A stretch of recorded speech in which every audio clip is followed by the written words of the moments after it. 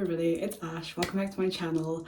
I said in my last video that I was doing a what I read in June and a what I read in July will be coming up soon, and this is that video, so welcome to it. Also, I want to say that when I put this necklace on for the video, I managed to catch my skin in the clasp when I turned it around, so now I have a little mark on my neck, so that's what that is. Like I said in my last video, July was not a very good reading month for me where June was. So in June, I think I had like 6 or 7 books to report on. I only really have 3 plus some honourable mentions for July, but that's okay. We all have slow months, and I'm very aware that my slow month is somebody else's first month, and reading is for fun, not for competition. So let's get into it though. Again, as like last time, I'm going to do this in chronological order. The first book that I read in July was Glasgow Boys by Margaret MacDonald. I had to look at this last time I held it up. I don't know why I can remember her surname. Yeah, this was a good book. It was a solid 4 stars. It's about 2 boys, Finley and Banjo, who are, one is still in the care system, one has just outgrown it and is starting his nursing degree at uni. We kind of read their separate lives and we get flashbacks to how their lives crossed over in the past and how they used to know each other and the bond that they used to share. It was really interesting because like when you read it, because you start with them completely separate and not a part of each other's lives whatsoever, you assume that they're going to meet at some point in the book, and then you actually realize that this is the future and they've gone their separate ways and they're not in contact anymore, and we start seeing when their life was intertwined. And it was just a really nice like surprise to see that this was actually the future rather than the past. Like so many books start before our main characters meet. This was after the fact, which was a really interesting take. It's one of those books where like it was good, it was great, but there was nothing special about it. Like I've not read Dante and Aristotle Discover the Secrets of the Universe, but I imagine this is what it's like. It's just, you know, it's your typical contemporary. I could see it winning a lot of awards. It was good, it was strong, it was an enjoyable read. It's just nothing outstanding. Followed by a very anticipated read of mine, and that is Under the Whispering Door by TJ Klune. Somebody in my TikTok comments told me to read this, and I already had it on my radar after House in the Cerulean Sea, so of course I bought it and immediately got to reading. I read it during one of those horrible heat waves that we had in the UK that I'm hoping are over and done with for now. Fingers crossed, touch wood. There's a winter soul beneath me. So this book is about Wallace, who... I can hear the ice cream now. This book is about Wallace, who dies of a heart attack, and he wakes up at his own funeral. He is very upset with the turnout. There is barely anybody there because he was a not very nice man. He was a very strict businessman. He was very cutthroat, did not care about his employees. He has an ex-wife who just talks shit about him his entire funeral. And there is one woman there who he doesn't recognise, but he assumes he must have kind of, for a better word, fucked over in a legal case. And he's like cursing her out, having a go, and then she turns around and is like, can you shut the fuck up? And it turns out that she is a reaper who has come to take him to a tea shop called Charon's Crossing. He meets a ferryman called Hugo, who is very patient with him despite Wallace still being this horrible person, and he spends his time at Charon's Crossing becoming a better person and learning what he did wrong in life, and just kind of evaluating what it means to be a human, and kind of just being sad that he couldn't have that in his life, and it took his death to realise that it is okay to be a nice person. Like House in the Cerulean Sea, I of course love this book. It's cozy, it's warm, it feels like being wrapped in a hug. It is such a beautiful book on grief. Like, I cried at the ending. If you know the epilogue, you know the epilogue, but I was quietly crying by the end of it. It's like, if you want a book that deals with grief and you want to process your grief through reading, I would absolutely recommend Under the Whispering Door, because it deals with death and losing loved ones without it reopening wounds and being incredibly harsh. It deals with it in such a fragile way, like you're cupped in the palm of Clune's hands and he's like slowly guiding you and telling you it's going to be okay after you lose a loved one. And even though the book is about Wallace becoming a better person and realising where he went wrong in life, it is still such just a gorgeous narrative on loss and grief and learning to live without. We're now going to go on pause for some honourable mentions, because after Under the Whispering Door, I went into my first reading slump in a while. Yay!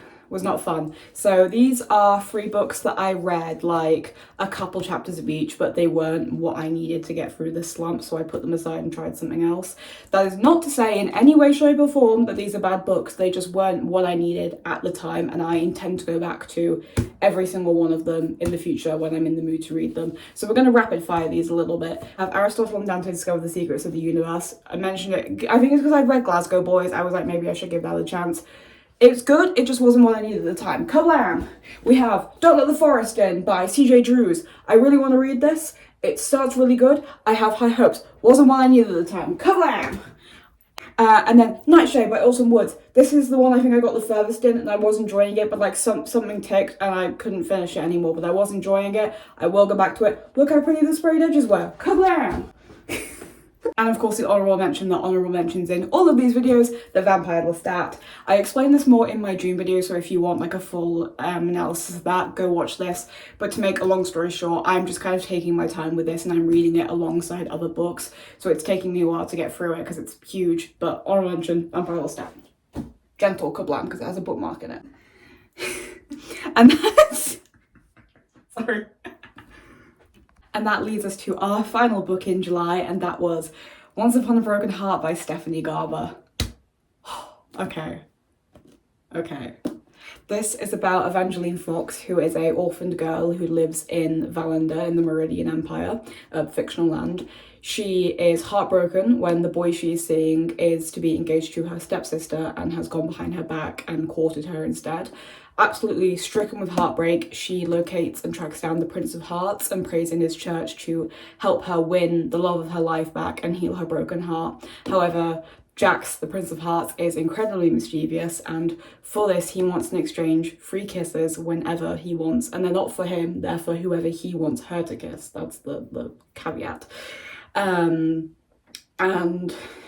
she basically just ends up on this massive quest into the Magnificent North, where fairy tales are supposed to come to life, and she is just kind of at Jax's mercy as she tries to find her happily ever after that she's dreamt of since she was a little girl, and always wonders just what Jax is up to. I adored this book so much. I wish I could talk about the whole trilogy in this video, but I read Ballad of Never After and A Curse of True Love in August, so they will have to wait till my August recap. But I can still talk about this in the meantime. I absolutely fell in love with this book. When I bought it, I wasn't sure if I wanted it. I nearly put it back on the shelf, but I kept it because I just didn't know if it was my thing. Like, I'd heard a lot about it, I liked the premise, and then a friend of mine was like, I love this, it's like my favourite trilogy ever, I've read it so many times, like I recommend it to you, and I was like, oh well, how can I ignore that if my friend wants me to read it?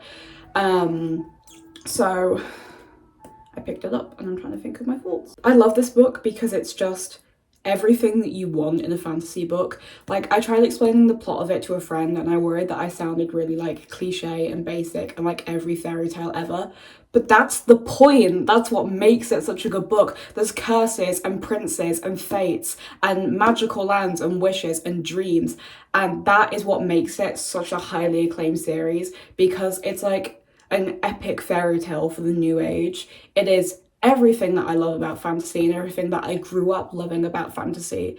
It is just, even though it feels basic and like it's just throwing in every element, that's what makes it good, and it wraps it up in this absolutely stunning world that it is all set in. The Magnificent North is just this gorgeous place to wrap yourself up in, and it's one of those places where you finish the book and you're just sad that you still live in the human world and you're not in Valenda or Valafel or the Magnificent North. It's all these places that you wish you could just crawl into the book and live inside them forever, and you're sad when you wake up and you're still just a human in your bed.